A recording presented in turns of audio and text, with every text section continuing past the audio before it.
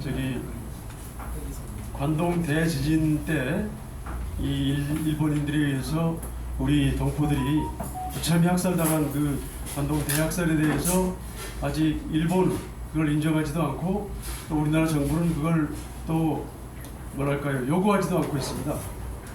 우리 역사를 그 아픈 우리 동족이 학살당한 역사를 이 정부가 따지도 묻지도 않고 있는 이 현실 앞에서 우리가 이혜경 선생님과 함께하는 이 희망세 만들기에 앞서서 잠시 관동 대학살에 관한 말씀을 우리 운명 선생님이 짧게 해주시고 또 마침 우리 저기 이혜경 선생님이 쓰신 글이 있네요.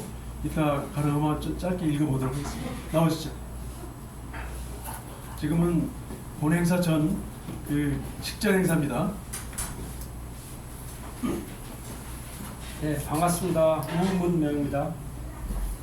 관동 대지진이 1923년도에 9월 1일 날 관동 지역에 대지진이 발생됐었는데 그때 조선인 학살이 엄청나게 일어났습니다. 그래서 그 내용을 제가 준비한 자료로 잠깐만 보고요. 그리고 100주년이 딱 올해가 100주년입니다. 그래서 9월 1일부터 약 9월 한 중순까지 이루어졌는데 그때 내용을 잠깐 사진 몇 장 하고 해서 간략하게 한번 보겠습니다. 네, 관동 대지진의 요약만 좀 제가 읽어보겠습니다. 1923년 9월 일본 관동 지방의 대지진 이후 일본인에 의해서 벌어진 대학살 사건이고 당시에 일본은 한국, 중국의 민족 해방운동에 직면해서 조선인과 사회주의자들을 탄압할 기회를 엿보고 있었는데 대지진으로 인해서 사회 혼란을 틈타서 탄압이 시작됐습니다. 일제는 조선인 폭동에 유언비어를 터뜨리고 도쿄, 간악 조금 위쪽으로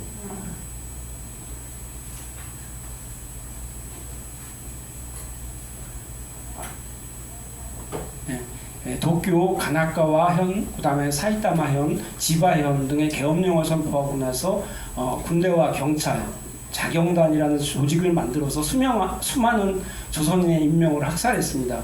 많은 조선인도 포함되어 있고 그 중에는 일본의 군대와 관원에 의해서 학살되는 사람들이 상당히 많고요. 자경단에서도 상당한 학살이 있었는데 그 책임을 전가해서 재판에 회부했으나 자경단은 증거 불충분으로 모두 석방됐습니다. 네, 사진 넘겨보겠습니다. 지금 이 사진은 관동 대학살에 조선인을 학살하는 그런 장면입니다. 그래서 저렇게 뭐 이렇게 죽창이나 뭐 이런 거로 다 이렇게 학살하는 장면이 있고요.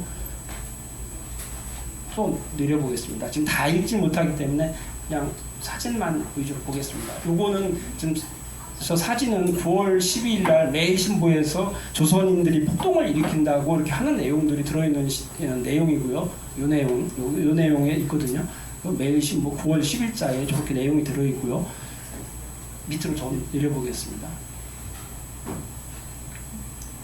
이거는 조선인들을 학살한 시신이 이렇게 모여 추정하는 사진입니다. 이런 사진들이 굉장히 많은데 그 가나카 강가에 가면 엄청 넓은데 수천 명, 수만 명을 이렇게 학살을 한 사람들을 다 모아놓고 사진이 그때 당시 사진이 있습니다. 그런 사진도 있는데 제가 한번 요거를 한번 해봤고요. 그 뒤쪽에도 보면 또 사진이 있는데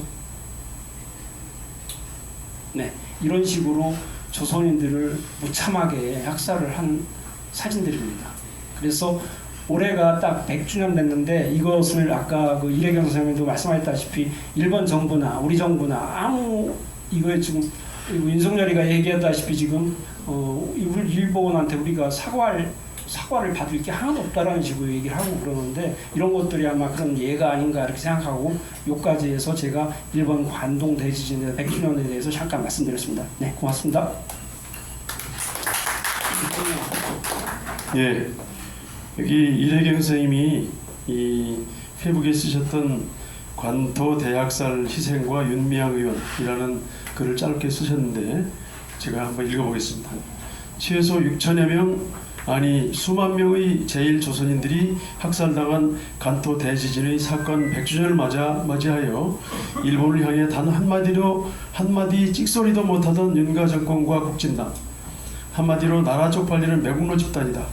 이들이 조선인 희생자를 추모하는 현지 집회에 참여한 윤미향 의원을 향해 일본 공산당 등과 모임을 같이 했다고 비난하며 제명 처분을 추진한다니, 이들은 사람 새끼들이 아니라 제 자식을 아낄 줄 아는 금수만도 못한 집단들이다. 어찌하여 수만의 동포 같은 핏줄의 민족이 학살당한 것에는 전혀 관심조차 없다가 한인 희생의 조의와 반성을 표한 일본의 진보 세력과 함께했다는 이유로 대한민국의 국회의원을 처벌해 들다니, 반역사 반민족 매국노 집단 그 자체이다. 윤가에게 구한다. 정말로 자유민주주의가 무엇인지 4.19 민주혁명을 상징하는 대표적인 시인 김수영은 우리에게 말한다. 김일성 만세를 불러도 이를 용인하는 것이 진짜 자유이고 살아있는 민주주의이다. 윤가와 국진당이야말로 스스로 드러낸 반자유주의자들이자 진짜 민주주의를 위협하는 위험 집단이다. 라고 2일 전에 이정현 선생님 쓰셨습니다. 예. 그러면 100년이 지나도록 역사의 이 진실을 드러내지도 못하고 그 사실 규명과 책임자 처벌 내지는 뭔가 거기에 대한 걸 요구하지도 못하는 이 정부가 지금 100년이 지나고 있는 거예요. 네. 그래서 우리 오늘 이 본회의에서 시작하기 전에 잠시 좀 묵념을 통해서 우리 그 돌아가신 영령들을 추모하는 시간을 갖겠습니다. 잠깐 일어서 주세요. 예, 일제의 그 아주 잔악한 만행에 의해서 희생된 우리 관동 대지진 희생자 우리 선열들을 추모하고, 또 앞으로 역사적 진실과 사실이 드러나고 그 책임을 묻고, 그래서 정의가 바로 실현되는 세상을 기리면서 잠시 묵념하겠습니다. 묵념.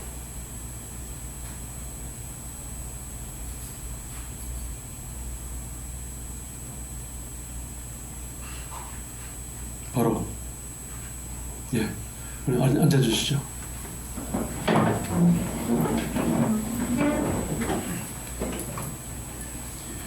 예, 오늘로 일회견과 함께 하는 이 희망세상 만들기 프로젝트입니다. 희망세상 프로젝트 네 번째인데요. 우리 앞에 놓인 현실이 절망적이고 비록 암울하고 답답하고 할지라도 우리는 한 그루의 사과나무를 심는다는 마음으로 지금 이 프로젝트가 진행되고 있습니다.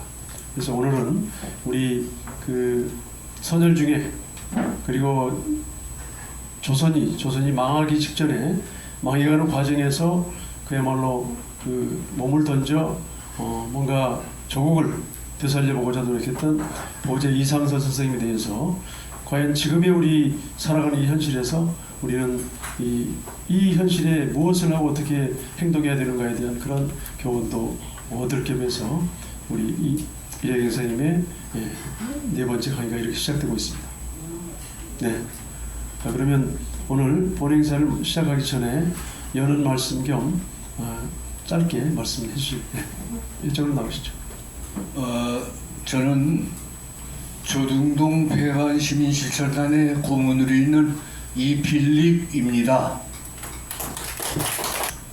마침 이 강사가 저하고는 아주 괜찮은 사이입니다. 왜 괜찮은 사이냐? 우리는 초등학교 동창입니다. 국민학교, 옛날에는 국민학교 동창. 서울 흑석동에 있는 을로국민학교 동창입니다. 그런 사이고, 이래경 선생은 좋은 강의를 많이 하는 진보적이고 아주 훌륭한 그런 점이 있는 강사입니다. 근데 이분이 하는 강좌가 있었다. 나 그 옛날부터 알고 있었지만 한 번도 참석하지 못했었습니다. 근데 오늘 참석하게 돼서 영광이고, 이런 강사들을 모시고 강의하는 이런 여러분들은 앞으로 좀 더 발전할 수 있고 좀 더 희망적이고 좀 더 나라에 도움이 되는 사람들이 될 수 있을 거다, 이런 생각을 갖고 오늘 여는 마당의 얘기를 끝내겠습니다. 고맙습니다. 네, 감사합니다. 네, 그러면 오늘 독립운동의 선구자이자 망국의 그 한을 품고 항일운동에 나섰던 보제 이상수 선생님에 관한 그런 말씀을 이래경 선생님께 부탁드리겠습니다. 큰 박수로 맞이해 주시죠.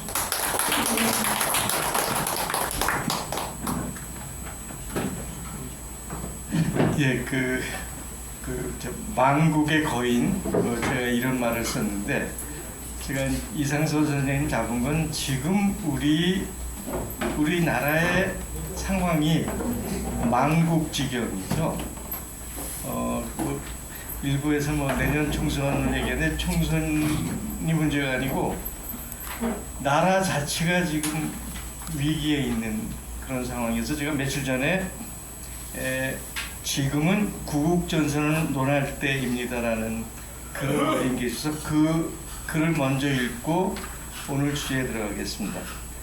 작금의 상황은 망국 과정에 있었던 구한말과 비견될 만한 참으로 비상한 시국입니다. 무기력했던 당시 모습의 원인을 동학의 창시자인 최재우 선생은 각자 위심의 탓이라고 우리에게 가르친 바 있습니다. 풍전동화 같은 나라의 운명과 도탄에 빠진 백성들의 처지를 생각지 않고 무기력하게 그저 각자의 위치에서 자신들의 이해타산에 빠져 있었음을 질타했습니다.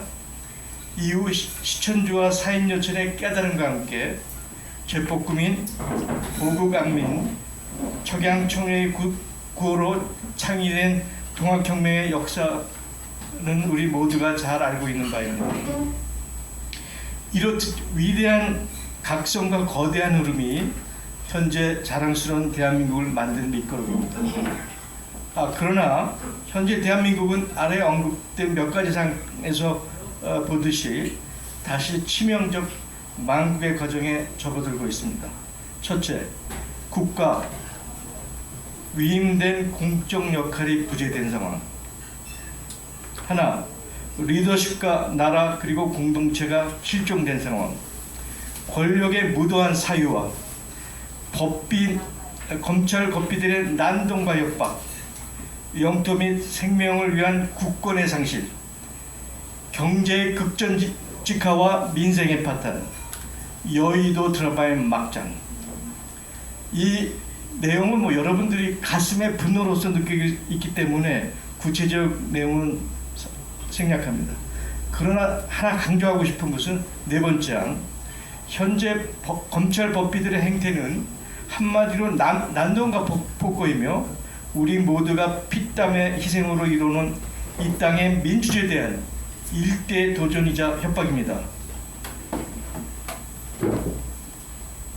이제 흩어진 각자의 이해타산과 입장을 뛰어넘어 구국의 심정으로 반드시 모두가 함께 해야만 합니다.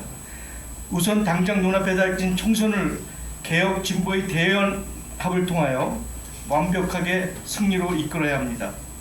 이에는 마땅히 민주당의 한껏 양보가 이루어져야만 합니다. 이를 통해 민주당은 땅에 떨어진 신뢰를 반드시 회복해야만 하고 그래야만 오는 총선에 승리할 수 있습니다. 잘못된 단순 종다수, 승자 독식의 선거제를 빙자하여 진보 진영과 대화를 거부하고 의석의 배분을 양보하지 않는 거대야당은 그저 입신양면에 취한 기회주의자 집단일 뿐이며 따라서 역사와 시대의 이름으로 반드시 엄정한 대가를 치를 것입니다. 이후 우리는 정치판의 새로운 구석, 즉 중도의 개혁과 진보의 미래와 그리고 보수와 현실이 치열하게 논쟁하고 함께 어우러지는 세상을 열어가야 합니다. 한 걸음 더 나아가 새로운 대한민국을 위해서 시민의회가 중심이 되는 수기전 민주주의가 이루어지고 국민들의 법안 거부권, 발언 권리를 내용으로 하는 직접 민주주의 도입을 논의해야 됩니다. 이제는 실질적인 시민 주권의 시대를 열어가야 합니다. 이게 제가 3, 4일 전에 올렸던 구국 전선을 엽시다라고 표기했더니 함정우 신부님이 그 공개석상에서 이 말씀하셨는데 일부에서 뭐 반윤 전선이라고 얘기하는데 반윤 전선을 뛰어넘어서 역사의 관점에서 우리는 지금 구국의 전선이 필요하다고 다시 한번 제가 역설합니다. 오늘 주제로 들어가겠습니다. 제가 금방 얘기했듯이 지금 우리 상황이 망국지경이거든요. 그래서 뭐 항일 투쟁의 애국자들이 엄청나게 많으시죠. 풍전수축에 수많은 희생을 당한 수많은 위인들이 많은데 특히 이제 이 상황에서 우리나라의 소위 엘리트라고 하는 정치인들, 뭐 공직자들, 또 언론인들, 지식인들 너무 무기력해요. 그래서 이분들한테 그 당대 최고의 엘리트였던 보제 이성서를 소개함으로써 제가 말하자면 질타를 하고자 하는 게 오늘 강연의 주제입니다.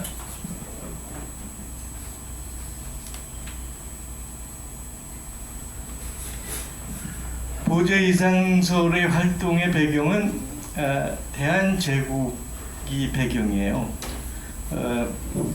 대한제국이 생기기 전에 갑오 혁명이 있었고 갑오 혁명을 받아서 이제 위에서 갑오 경장, 갑오 개혁을 했죠. 김홍집 내각이. 김홍집 내각이 등장했을 땐 직강서에서 요구한 12개 조항 중에 상당 부분을 채택을 했습니다. 그러나 그 배후는 일본이었어요. 그 김홍집 내각은.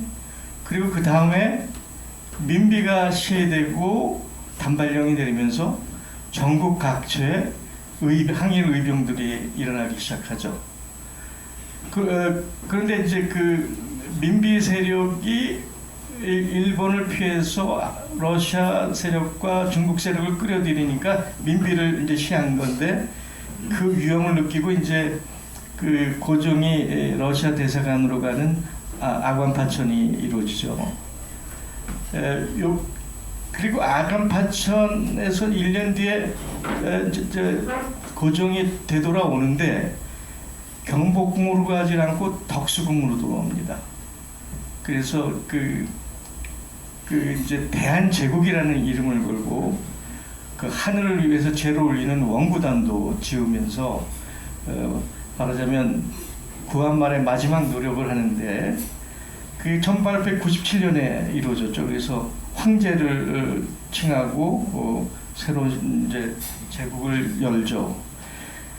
우리가 알고 있는 헤이그 만국평화회의가 1907년에만 있었던 게 아닙니다. 제1차 만국회의가 1899년에 있었는데 러시아가 주도해요. 그 당시 물론 제1강국은 일본이지만 그 당시 러시아가 아주 강대한 힘으로 내려오기 시작하면서 러시아가 중심이 돼서 만국평화회의를 주도했는데 처음엔 러시아가 그 대한제국도 초대하려고 그랬어요.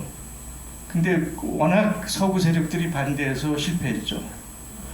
그리고 나서 일어난 것이 이제 결국 영국, 미국 등등이 러시아를 견제하기 위해서 시작된 뭐 제2의 조선전쟁이라고 하는 러일 전쟁이 이루어지고 러일 전쟁에서 일본이 승기를 잡으면서 사실 이때 이미 한일 의정서 고문 정치라는 형태로 한일 의정서가 이루어지고 1차 한일 협약이 이루어집니다. 그게 1904년이죠. 그리고 1905년에 우리가 지금은 알고 있지만 당신은 뭐 잘 몰랐던 가츠라 테프트 밀약이 있었고 그 당시 미국의 대통령이 시오도 루즈벨트였습니다. 그래서 사실은 러시아를 방어하기 위해서 한쪽에서는 영일 동맹이 이루어지고 한쪽에서는 가츠라 테프트 밀약이 이루어져서 조선은 일본한테 양해를 하는 대신에 미국은 이제 필리핀 쪽으로 이동한 거죠. 이런 배경하에서 1905년에 일사늑약 정확히 말하면 제2차 협약이고 앞에 고문 정치에서 외교권을 박탈하는 과정입니다. 그때 일본이 가장 먼저 한 것은 경제권을 장악하는 거예요. 경제권을 장악하는 가장 저기가 뭐겠습니까? 통화, 화폐를 장악하는 거죠. 최근에 윤석열 정부가 나라 예산이 저기 하니까 해외에다 채권을 발행하는데 일본을 통해서 채권을 발행해요. 이게 무슨 얘기죠? 이게 지금 1905년 얘기하고 똑같아요. 아니 우리나라 그 정부 예산을 만드는데 일본 이름으로 채권을 해갖고 국제에다 내놨어요. 국제시장에. 이게 2005년하고 똑같습니다.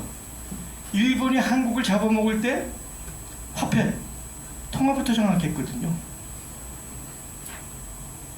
우리가 예의해 주셔야 됩니다. 1906년에 통감부가 저기서 이토 히로부미가 이제 한국에 들어왔고요. 그래서 오늘의 주제 중에 하나인 헤이그 제2차 만국회의가 2007년에 열렸는데 그것이 실패하고 고종이 퇴위합니다. 그리고 그때 모든 대한제국 군대가 해산하죠. 그때 해산된 그 대한제국 군인들이 아주 열렬한 항일 의병으로 대선합니다. 그 중에 대표적인 게 이동희, 유인석 이런 인물들이죠. 그다음에 1909년에 안중근 의거가 있었고 2010년에 한일합병이 있습니다. 이건 그래서 대한제국이 짧게는 뭐 13년, 14년 있었고 실제는 고종이 퇴하면서 대한제국이 무력화된 그것이 이제 대한제국의 배경입니다. 그 시대를 배경으로 그 보제 이상솔 씨가 충북 진천 출신인데 집안은 예전에 뭐 당상강까지 나왔던 명문가인데 당대에는 뭐 조락한 양반 집안이었던 것 같아요.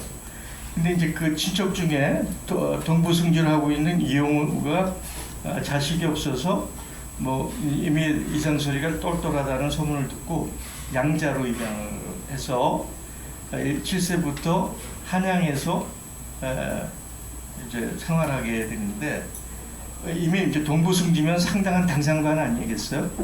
그 서울의 유지들하고 이제 어울리게 되죠. 그때 가장 그 맹우 절친한 인물이 이혜영, 이시영 형제예요. 이상솔. 네.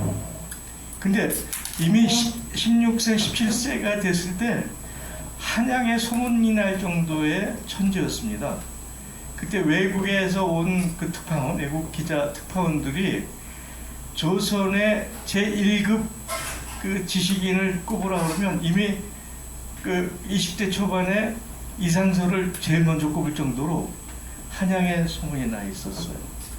근데 그때 청년 지도자 그룹이 크게 두 가지 그룹이 있는데 한 10살 터울의 위에 있었던 게 김옥균, 박용료, 서재필 등 이런 그게 뭡니까 갑신정변을 일으켰던 주역들이죠. 근데 이분들이 추구한 거는 서구의 개혁입니다. 변법에 서구 개혁파인데 그 배우는 일본이 있었고 미국이 있었죠. 그리고 이제 갑신정변 실패하고. 근데 10년 터울의 후배 그룹으로 장안의 그 엘리트로 그룹한 저기 한 것이 이상솔, 이혜영, 이시영, 전덕기는 이제 상동교회 목사로 신민의 자광회를 주도했던 인물인데 이 분들은 서구 개혁이 아니고 자주자강 그룹이었어요. 아주 그 그룹이 확연하게 성격이 틀려집니다. 이미 소문 났지만 그 고종 시대의 마지막 과거가 말하자면 동학혁명이 일어났던 1894년에 있었는데 그때 그 이상설이가 급제를 해요. 근데 재밌는 거는 그때 이승만도 같이 응실했어요. 이승만은 떨어졌고 이상설이는 급제를 했습니다. 근데 아까도 얘기했지만 이미 장안에 소문난 당대 최고의 천재 엘리트라고 이미 소문이 난 저기에서 당연히 이상설이가 급제하고 나니까 이을곡을 이을 큰 인물이다라고 소문이 자자하게 깔렸죠. 그리고 급제하고 나서 1년, 2년이 안 돼서 이 성균관 대사성 20대 20대인가요? 맞죠? 30대인가요? 그 25세 성균관 대사성 관장이 돼요. 근데 이제 그 대한제국이 넘어가면서 이제 한성사범 교관으로 되고 탁지부, 뭐 재무관, 국내부 특징관에서 막 정신없이 움직이는데 아마 본인은 그 사범 교육자였고 싶었던 것 같아요. 그래서 자꾸 다른 보직을 주니까 관직을 떠납니다. 떠나는데 고종이 그 관직을 멸하지 않고 그 풍계는 그냥 유지를 했던 것 같아요. 그 이상설에 대해서. 근데 이상설이가 고리타분하게 한학만 공부한 사람이 아니에요. 그 4개 국어에 능통했고 나중에도 나오지만 수학, 화학, 법학, 국제법 등의 대단한 조예가 있었습니다. 이 얘기는 조금 더 자세히 나옵니다. 그 이상설이가 공적인 활동으로 가장 유명했던 것이 1904년에 일본이 황무지 개청권을 고종한테 요구했는데 이것에 대해서 이상설이가 주동이 돼서 말하자면 앞장서서 상소를 해요. 땅이 모든 그 나라의 그 부의 근본인데 어떻게 나라의 땅을 외국한테 넘기냐 해서 절대 있어서는 안 된다는 그 상소를 올려니까 전국에서 벌떼처럼 상소가 올라와서 고종이 그걸 핑계로 일본의 황무지 개척 요구를 거부할 수 있었습니다. 이때부터 이상설이가 탁월한 그 저기를 드러내기 시작했죠. 이제 고종에는 그 머리에 딱 꽂힌 거죠. 2005년 그 늘사의학이 11월 17일 날 늘사의학이 이루어졌는데 11월 1일 날 그 16일을 놔두고 이상설을 의정부 참관 정입품 대단한 높은 직위에 이때도 젊은 나이죠. 그리고 현재 국무조정실장에 임명합니다. 그래서 을사늑약 저지의 결사반대 이걸 조금 더 다시 얘기를 하죠. 그다음 2006년에 을사늑약에 저지하는 데 실패하고 나서 용종으로 망명을 해서 최초의 항일 민족 교육요람인 서전 서숙을 자기 재산으로 건립하고 숙장 그 교장을 맡습니다. 1907년 이제 그 헤이그 밀사의 정사의 자격으로 부사 이중과 통역관 이휘정을 대동해서 헤이그 만국평화에 참석했고 그 후에 이제 뭐 여러 나라를 순방하면서 대한제국의 독립을 주장합니다. 근데 결국 이준 열사가 이제 분사하고 나면서 활동을 접을 수밖에 없었고요. 그런 상황에서 이제 고종이 폐위를 당하고 순정이 즉위하잖아요. 이 순정이라는 그 황제가 참으로 한심한 친구입니다. 8월 초에 즉위를 했는데 첫 번째 한 일이 골석 상태에서 이상설이한테 사용을 한다. 그래서 이제 2008년부터 미국에서 미국을 돌아다니면서 이제 연해주 대표로 루즈벨트 대통령을 만나려고 했는데 이때 이승만도 같이 동반하고요. 안창호도 같이 등반하죠. 근데 결국 시오도르 루즈벨트가 누굽니까? 가츠라테 부트미리학을 지시했던 장본인이잖아요. 만나줄 일이 없었죠. 예. 그 2009년에 블라디보스톡에서 최초 한국 독립운동 기지는 한행동을 1909년 예.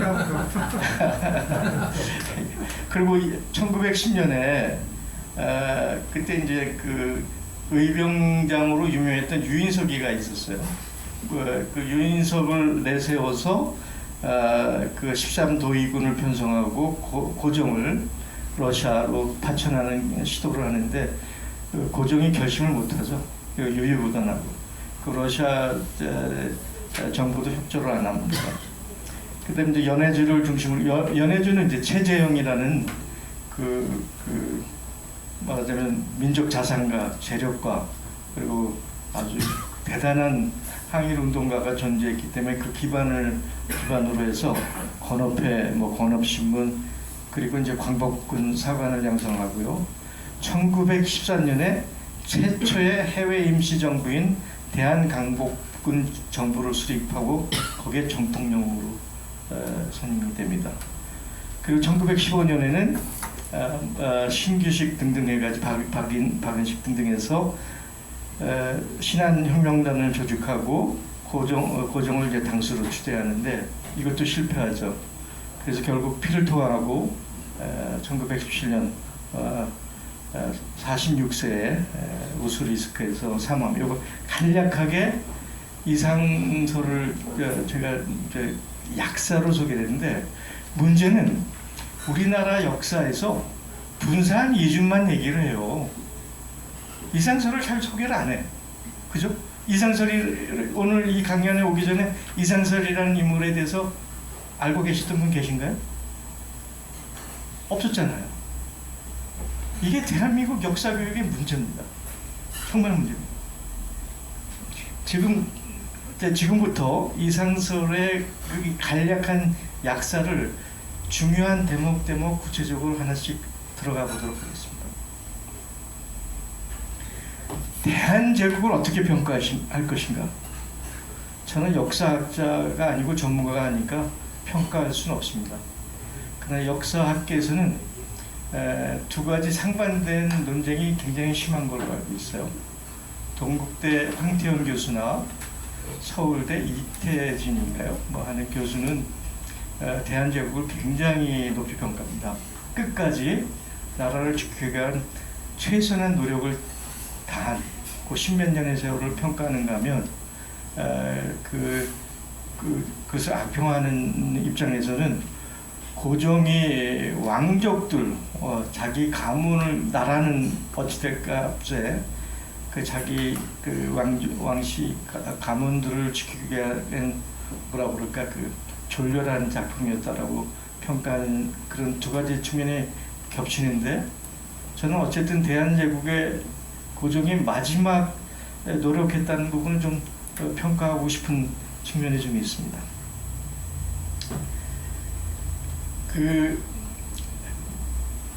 우선 을사보호조약 아까도 얘기했지만 16일을 남긴 상태에서 의정부 첨장으로 이제 수임이 됐잖아요. 이때 20대 야권의 30대죠. 30대 중반이었던 것 같은데 정의품에 대단한 당상관의 입장에서 첫 번째 한 일이 일산능약을 목숨을 걸고 저지한다. 그때 핵심적인 인물이 누구였냐면 총리 대신이었던 한규설, 외무 대신했던 박재순, 그다음 경호실장이죠 말하자면 민영환을 만나서 죽음으로 나라를 지키자라고 구두 약속을 받아요.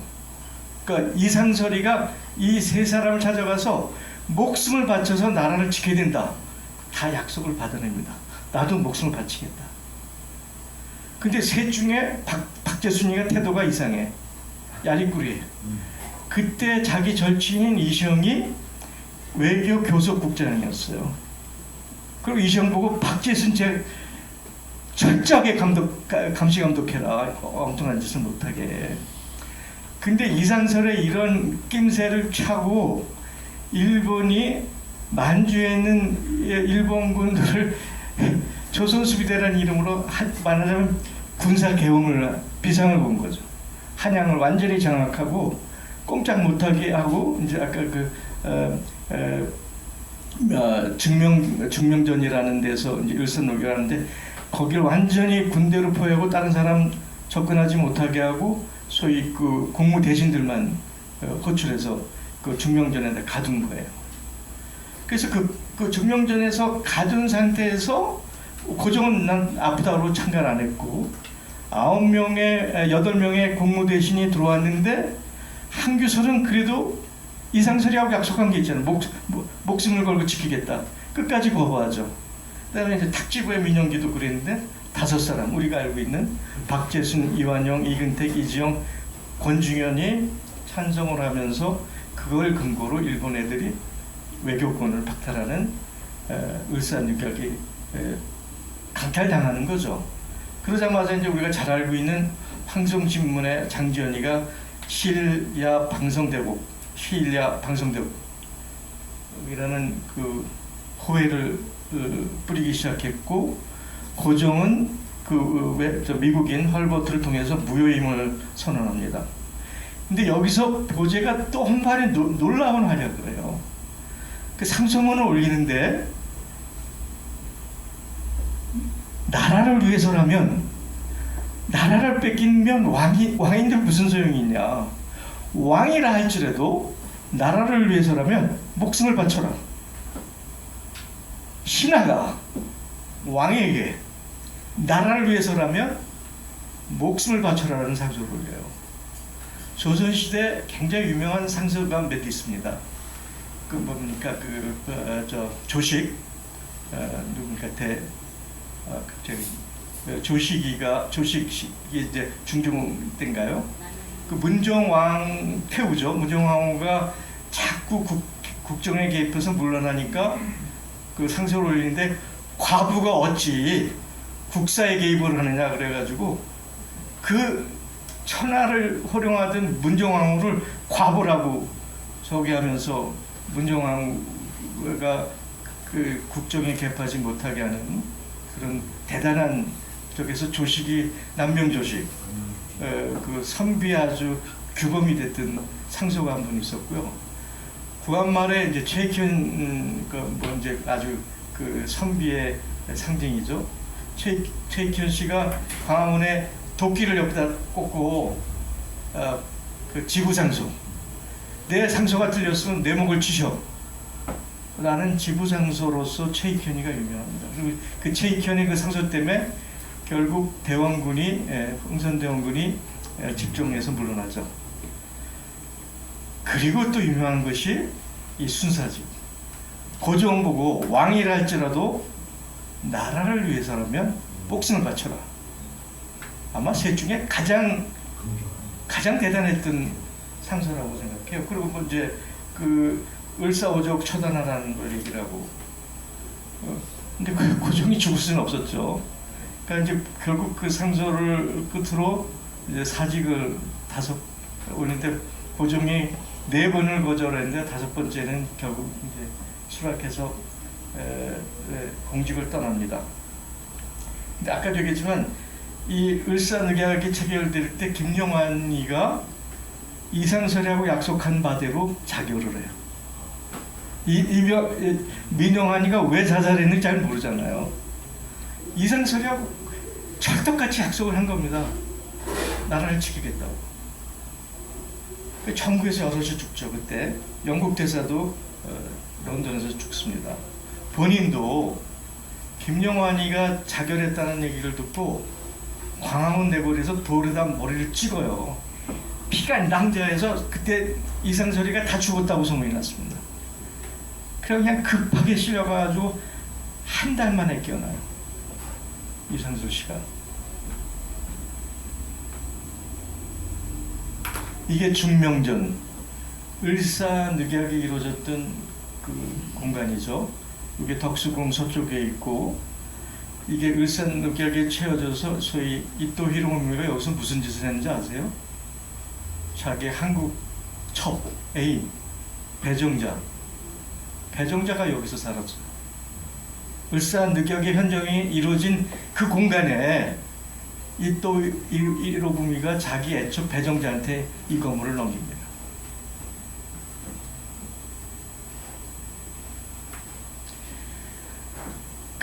결국 이상설은 조선 땅에서 살 수 없는 입장이 됐죠. 그러니까 이제 회복하고 나자 곧바로 연해주를 거쳐서 자리를 잡은 저기가 용정천에 아까도 했지만 항일운동의 첫 민간 교육기구, 항일운동의 민족 교육기 첫 교육기구가 서전 서숙을 만들고 숙정을 합니다. 그래서 이것이 이제 항일 민족 교육기관의 그 스타트를 끊게 되죠. 그래서 뭐 이제 쭉 얘기가 나와서 뭐 당시 학생이 22명이고 그 학과목이 뭐 고리타분한 게 가르치는 게 아니고 수학, 국제법, 헌법 등을 가르치는데 여기서 재밌는 거는 보제는 이미 한성사범 교봉 당시에 우리나라 최초의 수학 교재를 만듭니다. 우리나라 수학의 아버지가 보제 이상설이에요. 이것도 모르셨죠? 보제 이상설이가 수학이 얼마나 뛰어났냐면 그 당시 외국에서 유학 갔다 온 수학 전공한 사람들이 보제를 만나고 혀를 내둘러요. 외국 유학 갔다 온 사람들이 한국에서 혼자 독학한 이상설을 못 이기는 거예요. 수학에. 그만큼 천재였습니다. 이상설이. 그런데 이제 보제가 해구 정사가 되고 나니까 운영할 사람이 없어서 1년 뒤에 결국 서전서숙이 문을 닫는데 거기서 끝나는 게 아니죠. 그 문을 닫은 다음에 다시 용종해서 곧바로 몇 년 뒤에 나온 거 명동학교죠. 명동학교가 뭡니까? 우리가 유명한 윤동주 시인, 문익환 선생, 문익환 목사 다 그 출신이에요. 그러니까 명동학교를 만든 그 전신 서전서숙을 보제가 만든 거죠. 그 당시 교육기관을 좀 보면 제일 먼저 시작한 거는 미션입니다. 그 감리교가 중심이 돼서 혹은 미국에 간 미션이 배제학당이 가장 먼저 생긴 거 그 외 경신이와 정신 승천들이 만들어졌고요. 거의 같은 시기에 이제 국가가 만든 관학교, 유경공원, 한성사범, 또 외국어, 의학, 농상학교들이 줄줄이 이루어지는데 아까 얘기했지만 한성사범의 교관으로 이제 이상설이가 있었던 거죠. 그 다음에 이제 1900년도에 천주교단이 만든 진남표의 도령학교가 천주교단이 시작을 하게 됐고 여기는 안중근 가문이 같이 관여합니다. 출연도 하고요. 그 재정적으로. 그 다음에 이제 우리 순수한 우리 민족의 민간 학교로서 생기기 시작한 게 1906년에 대성학교로부터 해서 오산 등등에 이때 이제 다 신민회가 주도하고 그때 참여했던 인물들이 다 잘 알고 있는 안창호, 신채호, 이혜영, 진덕기, 양기탁들이 참여하는데 하여간 이 모든 곳에 출발점에 보제가 있었다라는 걸 기억해 주시면 됩니다. 헤이그 제2차 만국평화회의 이때 이상설은 용정에 사숙 숙정을 하고 있을 텐데 그 헤이그 만국평화회의가 열린다는 소문을 듣고 당시 상동교회가 그 대한자강회 신민회 센터였어요. 그 목사였던 전덕기가 중심이 돼가지고 헤이그 만국평화에 우리가 대표단을 보내야 된다. 을사늑약이 무효라는 걸 전 세계에 알리고 대한제국의 독립을 선언해야 된다라고 근데 그때 모인 인물들이 이동희, 이동용, 신채호, 이상재, 이준 쟁쟁한 사람들이 이미 상동교회를 중심으로 모이기 시작하죠. 그래서 이분들이 모여서 수기하기 위해서 결정한 게 정사가 이상설, 부사가 이준, 그 다음에 통역강변 부산 이종은 한국에 없었어요. 이종은 당시 모스크바 대사였던 이범준인가요?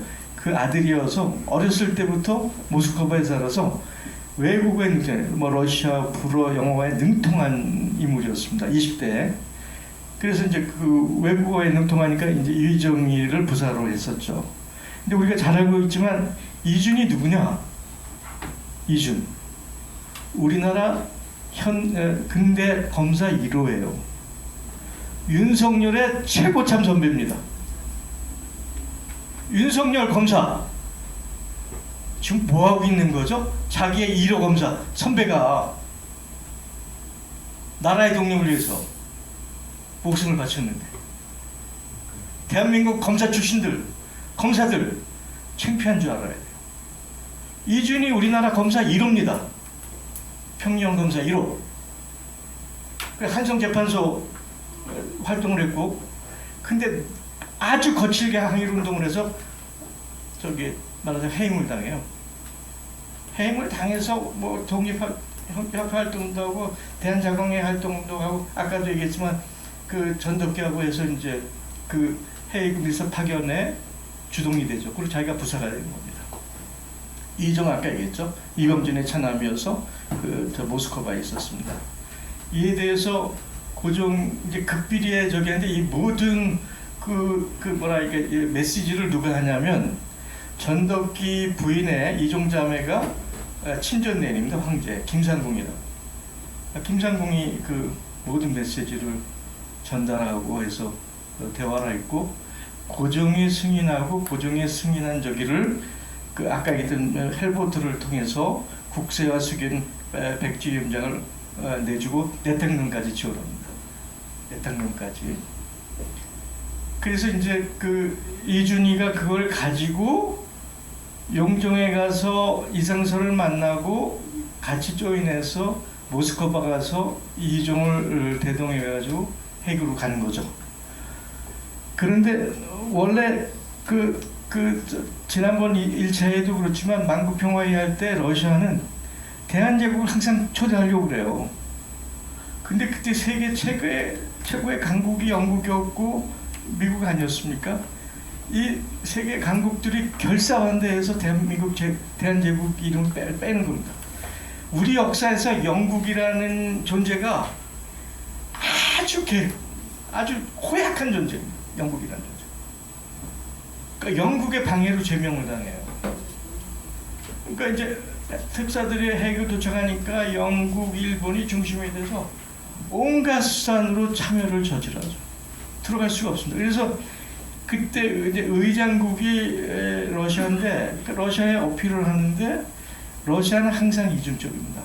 겉으로는 대한제국을 밀어주고 뭐 그 러시아가 그 고종을 보호해준다고 그러는데 구체적인 실제적인 액션은 안 해요. 그러니까 러시아가 창각의 결정은 주체국인 네덜란드가 한다. 우리 권한이 아니다라고 발뺌을 해요. 네덜란드가 어떤 나라입니까? 영국의 눈치를 봐야 되는 영국에 편입된 나라죠. 그러니까 허가할 수가 없었죠. 그래서 들어갈 수가 없었어요. 그래서 고종 황제 입장을 밝히는 국제적인 공식 서한이 이제 공고사라고 그랬는데 참가를 못하면 그럼 공고사라도 접수를 시켜달라. 그것까지도 거절을 당했죠. 다행히 공식 기관지에는 공고사가 게재가 되고 현지 신문들한테 완전히 톱기사, 전면 톱기사가 되고요. 그때 뭐 저녁 때마다 기자단과 참가자들이 저녁에 만찬을 할 거 아니에요. 그 만찬 자리에 항상 가서 우리 입장을 전달하는데 그때는 이휘정이가 언어가 뛰어나니까 물론 모든 내용이야 이상설과 이준이 했겠지만 이휘정이가 그 탁월한 언어로 그 대한제국의 입장들을 매일 밤 그 만찬 자리 가서 연설을 했었습니다.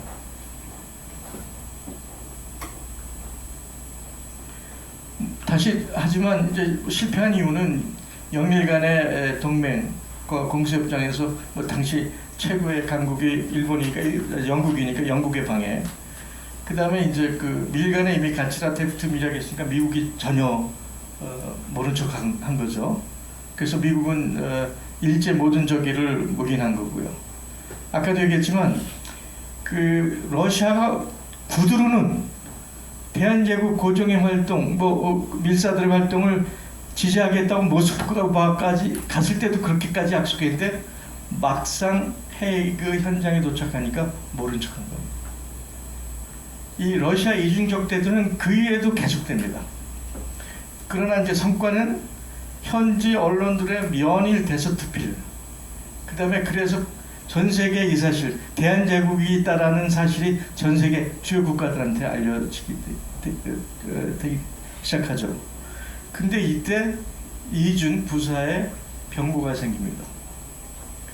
이준의 병고에는 두 가지 설이 있어요. 활복 자살했다라는 설도 있는데 거의 그건 아닌 것 같고, 사실은 종양이 있어서 종양 수술했는데 종양 수술의 후유증이 있는데 본인이 워낙 이 상황에서 붕괴한 합병증이 나타나면서 죽은 거가 거의 뭐 사실인 것 같습니다. 그래서 우리한테는 활복 자살한 걸로 돼 있는데 그것보다는 종기 수술한 것과 자기의 분심을 못 이긴 게 합병증을 일어서 죽은 거가 맞다고. 왜냐하면 그 상황에서 활복 자살하는 건 미련한 거거든요.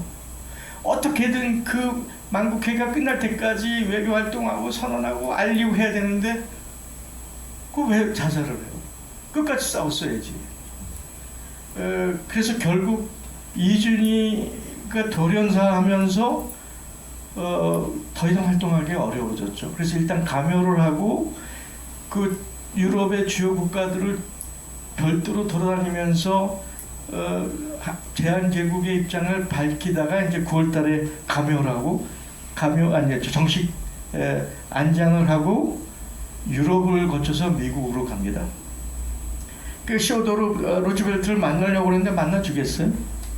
근데 그때 같이 동반한 사람들이 이승만, 안창호 같이 동반해서 저기 했는데, 뭐 얘기에는 이상설이가 이승만을 참 머저리 같은 놈이라고 만날 때마다 그 핀잔을 주고 욕을 했다는 거예요. 역할을 못한다고. 근데 미국이 이게 얼마나 이중적이고 말하자면 위선적인 거라고 하는 거는, 우리가 조미수 통상조약에 보면 미국이든 조선이든 제3국의 침략을 받을 경우 이를 공동대처해서 함께한다 라는 조약이 있잖아요. 그러면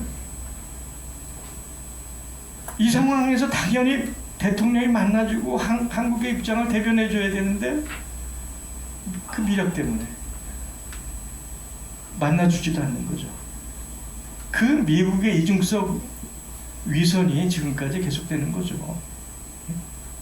계속되는 거죠. 이때 이미 보제는 한국의 영세 중립을 주장합니다. 이게 나중에 이제 안진근한테까지 영향을 미치는 건 조금 더 자세히 얘기하겠습니다.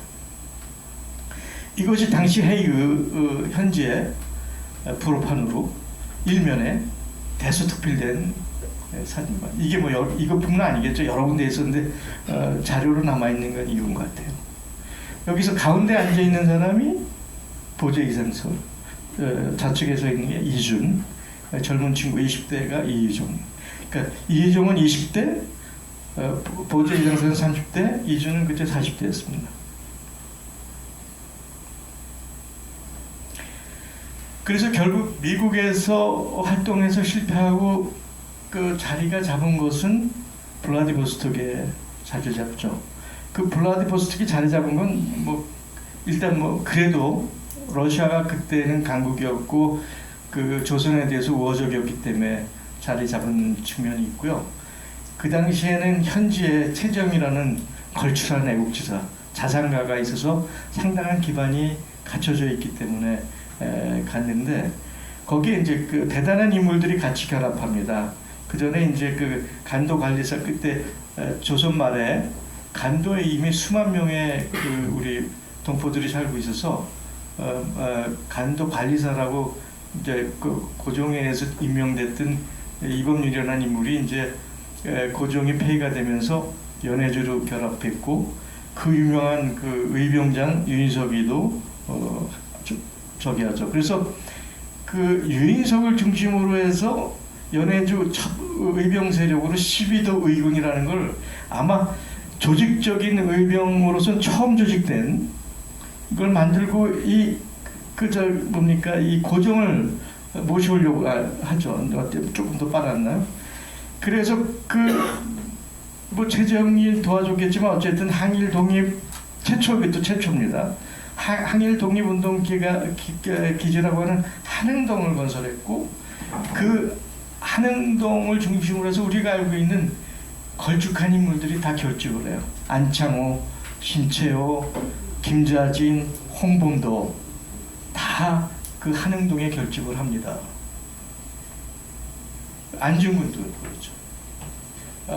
그래서 그 한흥동을 중심으로 고종 황제를 연해주로 모셔오는 걸 계획하지만 우선 러시아 정부가 움직이지 않았고요. 본인이 결심을 못해서 실패합니다. 그런데 한일 합병이 되니까 러시아가 돌변을 해요. 입장. 그래서 그 연해주의 주요 인사들을 구속해요. 그래갖고 뭐 이상설 이범윤들이 체포돼 갖고 옥살이를 합니다. 뭐 근데 그건 뭐 이제 외교적인 제스처니까 오래 가뒀지는 않았겠죠. 그리고 이제 풀려나면서 이제 최재형이 그 항일운동을 조직하는 이름이 권업회입니다. 이름은 뭐 사업조직처럼 하지만 실제로는 항일운동을 하는 조직. 집행부는 최정희가 맡았고 그 집행부의 활동을 의결하는 의결부의 의장을 이상설이가 맡습니다. 그리고 이제 권업신문을 만들고 그때 신채호가 주필로 그 권업신문에 등장을 하죠. 근데 그 같은 시기에 어렸을 때부터 절친인 맹우였던 이혜영이가 그 유명한 신흥무관학교를 서간대에 설립하죠. 이제 이상설은 연해주에서 활동하고 서간도에 신흥무관학교가 생기고 우리가 또 하나는 북간도에는 최운산 형제가 봉오동 군사기지를 건설하기 시작합니다. 그래서 이 트리오, 연해주에는 최재형, 이상설, 북간도에는 최운산 형제, 서간도에는 이회정이 가는 신흥무관학교에서 그 트리오가 형성이 됐었어요. 그 당시에. 그런데 연해주 교포들이 입장이 지금 우리 진보 진영하고 똑같아요. 열이건 열의 입장이 다 틀려. 예? 열이건 입장이 다 틀려. 그래가지고 이상설을 비난하기 시작합니다. 복덕주의자라고. 고정밖에 모른다고. 그래서 결국 이상설이가 그 많은 그 비난 속에서 권업회 회장 자리를 내놓죠. 그때 자기 심정을 나라를 잃어 나라가 울고 집을 떠나 집이 울고 이제 몸둘 것이 없어 몸이 우노라 라는 자기 심정을 저기한 것이 기록에 남아 있습니다. 근데 이때 함경도를 중심으로 활동했던 이동희가 이 얘기를 듣고 내가 그 이동희가 그 당시 대단한 전도사였어요. 심령으로 울리는. 나중에 이제 공산주의가 있지만 내가 연해주 우리 조선 민족을 하나로 합치겠다 해서 이동희가 이제 결합을 합니다. 이때 이제 이동희는 군인 대한제국의 참령 출신입니다. 군인 출신이었는데 이동희가 힘이 됐겠죠. 그런데 이제 이상설은 1차 대전이 일어나면 러시아가 러일 전쟁에 졌다라는 저기에 보복으로 대일 전쟁을 일으킬 거라고 예상을 했었어요. 러시아가 일본에 대해서 보복전을 필 거라고. 그래서 이 양반이 그 연해주 총독의 고문이기도 했어요. 러시아 총독에. 그 협조를 받아가지고 한인 중심으로 3만 명의 무장 세력을 가지고 있었다고 그래요. 과장인지 모르지만 대단하잖아요. 무장 병력이 3만 명. 그 뭐 아까 했던 유인석이나 뭐 이동용이나 하는 걸출한 인물들이 있었죠. 뭐 거기에는 아까 했던 홍범도나 뭐 다 있었겠죠. 그런데 1차 대전이 딱 터지니까 러시아가 정반대로 움직여. 그리고 러일 공동 방위 체제를 만들고 모든 조선인들을 꼼짝마 이렇게 돼버리는 거예요. 근데 그나마 이제 이상설은 총독의 고문이니까 뒤로 해가지고 만든 게 대한광복군 정부. 이게 최초의 해외 망명 정부입니다. 그래서 본인이 정동영으로 들어가고 그 연해주 민족을 하나로 합치겠다고 등장했던 이제 이동영이 뭐 군인 출신이기도 하고 부통령으로 취임합니다. 그러나 러시아가 굉장히 타이트하게 적하고 경고하고 위협을 가해서 이상설이 거기서 더 버틸 수가 없어서 상해로 이동을 해요. 그러니까 대한광복군 정부라고 만들어 놓고 러시아가 대일 보복전을 벌일 걸 기대했는데 상황은 반대로 돌아간 거죠. 러시아가 일본하고 손을 잡고 상호 방위 조약을 맺어버렸으니까 활동을 더 할 수 없잖아요. 그래서 상해로 왔죠. 그래서 상해에 와가지고 또 가만히 있었겠어요? 그때 박은식, 최기숙 등가해서 신한혁명당을 만들고 자기가 본부장을 맡고 고종을 당수로 추천합니다. 그런데 이때 신규 시기가 아주 중요한 인물입니다. 이게 우리나라 임시정부를 만들 때도 가장 중요한 인물인데 신규 시기라는 인물이 누구냐면 손문과 함께 신해혁명을 일으킨 그 주역 중에 하나인데 신해혁명에 참여한 유일한 조선 인물이에요. 그리고 중국 국민당 손문의 절대적 지지를 받고 중국의 인사들과 교분이 상당한 인물이 신규식이죠. 그래서 이 신규식이가 임시정부에도 큰 역할을 합니다. 그런데 신규식은 이미 손문과 함께 삼민주의, 민주공화정을 선언했던 사람이잖아요. 그러니까 신규식이가 이상설의 고종을 당수로 하는 혁명당을 협조를 안 해요. 그렇죠. 이게 노선이 틀리니까 그렇죠. 어쨌든 이상설은 고종을 당수로 만들어 놓고 끊임없이 자기 측근을 조선 땅에 파견해서 고종과 어떻게든 미래를 하게 하고 고종을 밖으로 빼려고 그러고 고종을 통해서 재정 지원을 받으려고 그러는데 이미 그때 일본은 완벽한 정보 체제를 갖추고 밀정 체제를 갖추고 이상설이 파견하는 족족이 다 잡혀들어요. 완벽하게 실패하는 거죠. 그러니까 뭐 그건 실력의 차이니까요. 결국 이제 이상설이 그 상황에서 결국 피를 토하고 원래 건강이 안 좋았습니다. 젊었을 때부터. 그래서 피를 토하고 이제 16년에 그리고 결국 급하게 이제 하바로 갔는데 망명 10년 만에 이제 17년에 죽습니다. 근데 여기서 이제 하나 저기 하는 게 신한혁명당은 박은식, 신규식하고 해서 이제 실패를 했지만 다시 그 뒤에 신규식,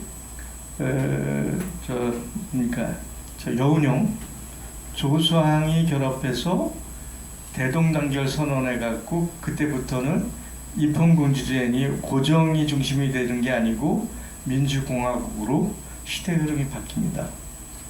그런데 그걸 만든 게 이제 신한청년당이 되고 그 신한청년당이 임시정부를 만드는 주동 세력이 되잖아요. 근데 신한청년당의 모티브도 역시 신한혁명당 이상설에서 만든 거예요. 입장은 틀리지만 한 사람은 입헌군주제고 하나는 민주공화제지만 어쨌든 이상설이 얘기했던 신한혁명당의 신한청년당의 모티브가 되고 신한청년당이 임시정부를 만드는 저희가 되죠. 출발점이 됩니다. 그래서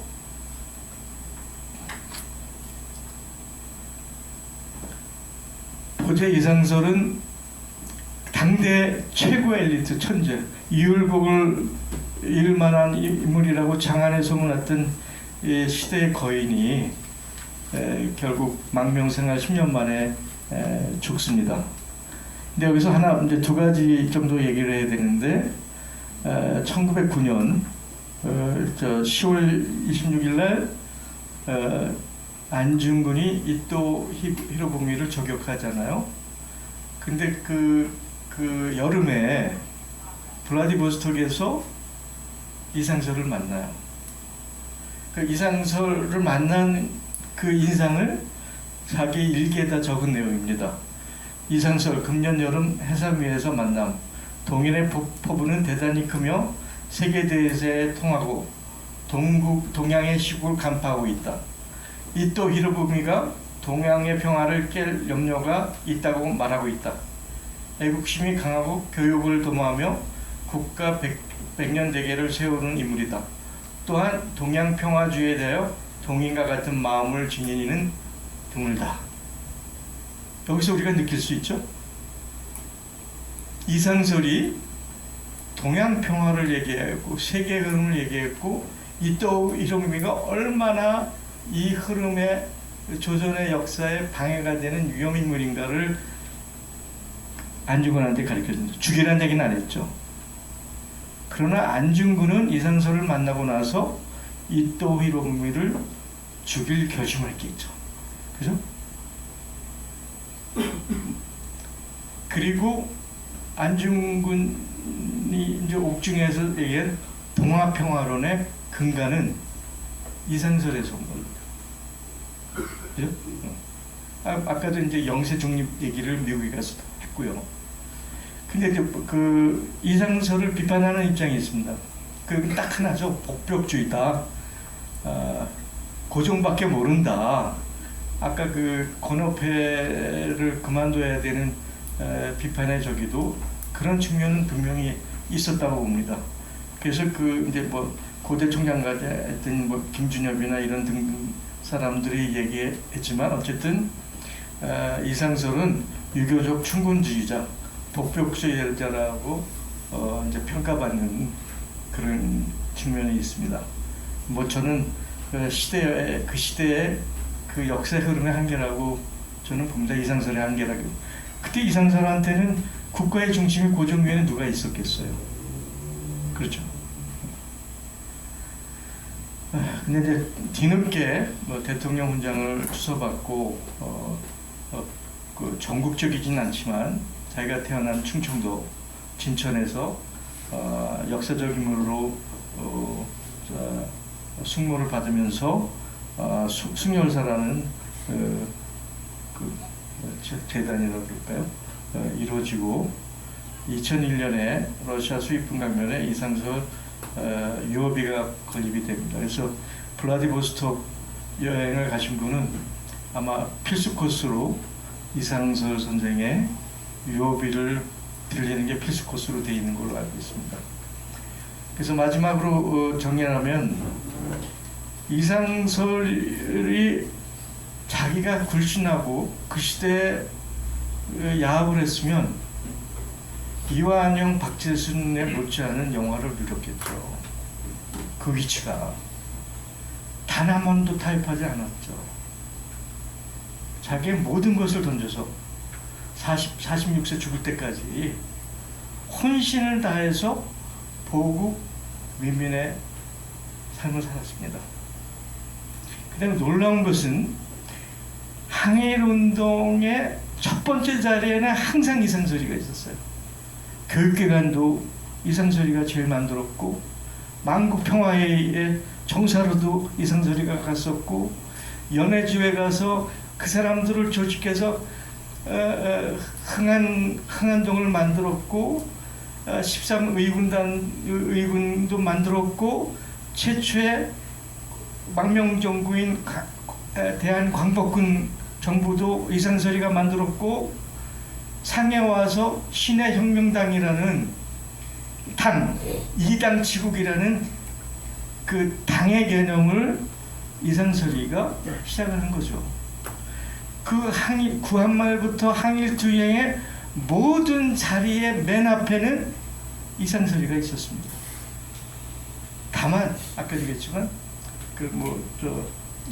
김준엽 얘기했지만 6.25 충군주의였다라는 시대적 한계를 뛰어넘지 못한 것이 마지막 아쉬움이죠. 그래서 이것이 그 진천에 있는 숭렬사 모습이고 그 앞에 있는 동상의 모습입니다. 그나마 다행이죠.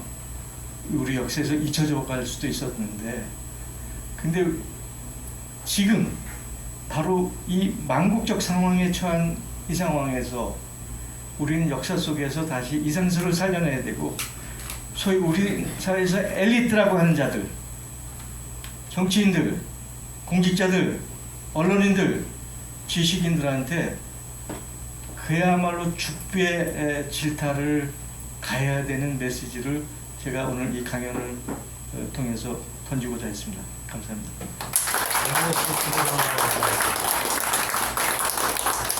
네, 아주 좋은 강의해 주셔가지고 우리에게 잊혀져 있거나 아니면은 제껴져 있었던 역사를 되살릴 시간이었습니다.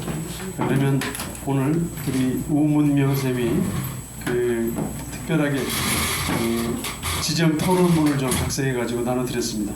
지정 토론문을 발표하시는 시간을 갖겠습니다.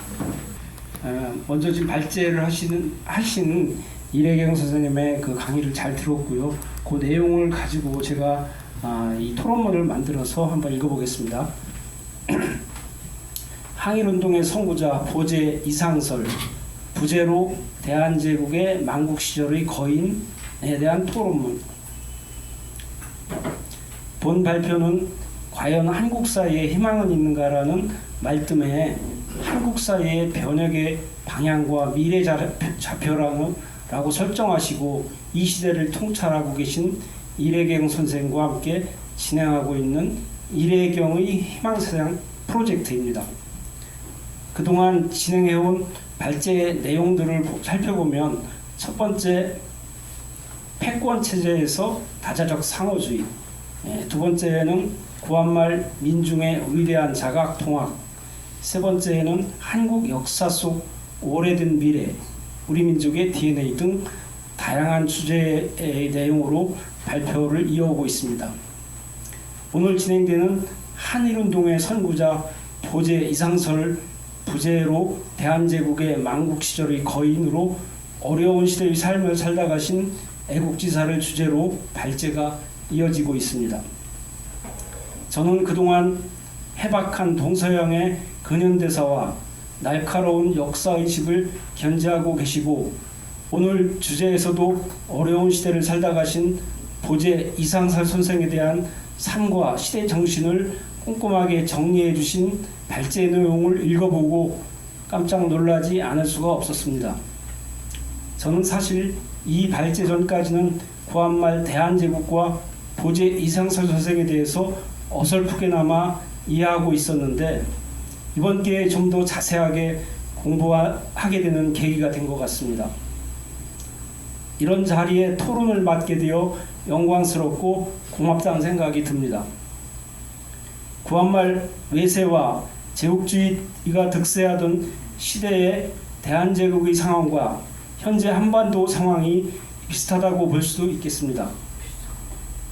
발제자께서는 현 시국을 국가의 부재, 리더십과 나라의 실종, 권력의 무도한 사유와 검찰, 법비들이 난동과 협박, 영토와 생명을 위한 국권 상실 등의 현재 한국 상황이 구한말 상황과 비견될 만한 참으로 비상한 시국으로 보시면서 대한제국과 보제 이상설 선생을 재조명해 보시는 것을 현 시국을 풀어가는데 역사적으로 의미가 있다고 봅니다. 발제자께서는 보제 이상설 선생에 대해서 망국시대에 온 삶을 바쳐 항일운동의 근거지를 마련하고 독립운동의 선구자로 한 시대의 선구자 엘리트로서 불신하지 않고 위민, 위공의 헌신적인 삶을 보인 역사의 전형이라고 보고 있습니다. 이 발제 내용을 이 시대의 정치인과 공직자 그리고 엘리트 집단에게 던지는 메시지라고 하였는데 실제 이들이 대우각성이 있기를 저는 바라봅니다.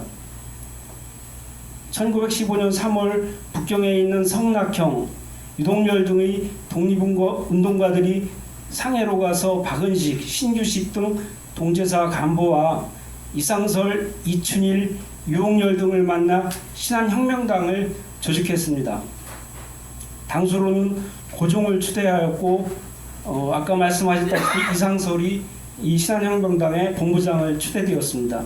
그 외에 뭐 다른 여러 가지를 맡은 분들이 쭉 있었지만 이때 그 이상설 등의 고종의 당수로 추대하고 아까 말씀하셨던 입헌군주제를 이렇게 표명했는데 이것을 복벽주의라고 합니다.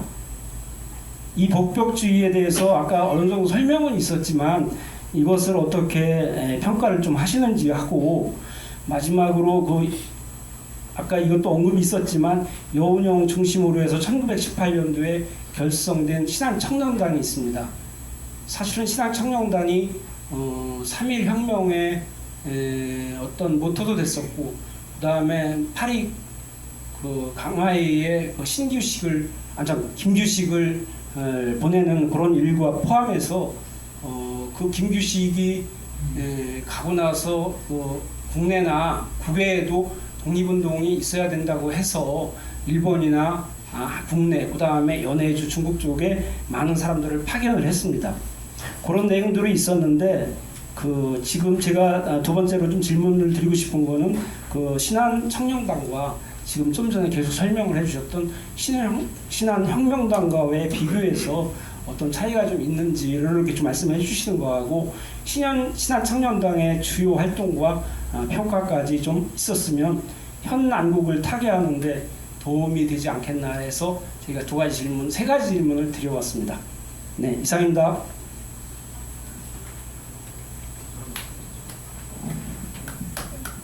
지금 우 선생님이 저희한테 이제 토론해 저기로 한 두세 가지 질문해 주셨는데 그것을 답변하기 전에 혹시 플로어에서도 질문이 계시면 그와 같이 섞어서 같이 연동해서 제가 답변 드린 게 더 효과적일 것 같은 생각이 들거든요. 그래서 혹시 그 플로어에 계신 분들 중에서 혹시 오늘 제가 던져준 이 주제에 대해서 혹시 의견을 말씀해 주셔도 좋고 질문을 주셔도 좋고 어떤 메시지라도 제가 환영하겠습니다.